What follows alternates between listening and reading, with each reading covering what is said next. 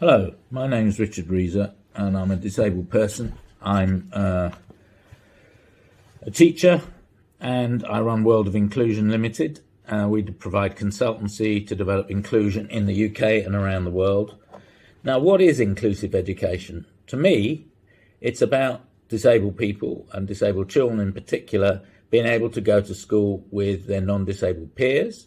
Obviously, the principles of inclusion apply to people regardless of their gender or their ethnicity or their social class and, of course, and their sexuality. But the key thing about inclusion and where the sticking point is about people who are disabled with different sorts of impairments, whether that's a physical, a sensory, or a learning impairment. And inclusion is about creating schools and classes where all children are welcome. That's the first principle. The second is that you create a can-do culture rather than a can't-do culture, which means identifying the barriers and finding solutions. The third thing is that what's taught is taught in a flexible way so that all children can learn something from what is taught. Doesn't mean we'll all learn the same thing at the same time. And that, of course, is a major problem in today's over-tested classrooms and schools.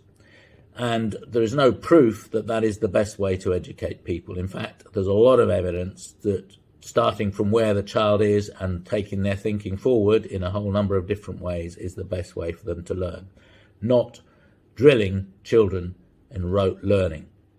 So also for inclusion then, we need a curriculum and the assessment of that curriculum, which is flexible and differentiated. We also need all the adults in the school to work together. So it is about a collaborative endeavour rather than competition between the staff and the pupils.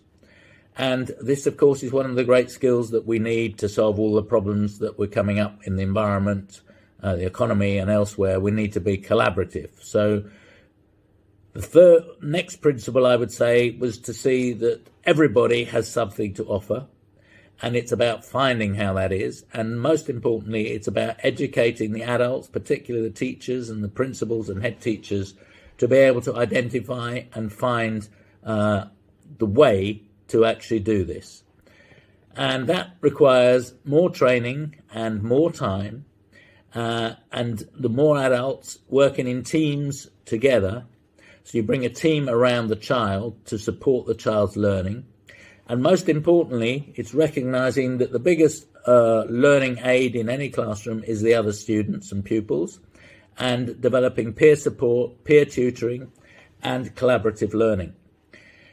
I believe if these things, and I've seen them working in many different settings, both in the developed world and the less developed world, are the key to developing inclusion. Of course, there are many barriers from governments who are obsessed with international league tables to financial.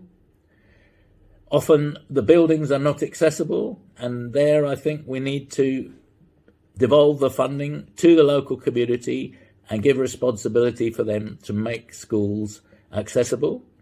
And we need to make sure that the learning materials that we use are also accessible. So the principle of inclusion for all is fairly simple. Achieving it is actually quite difficult.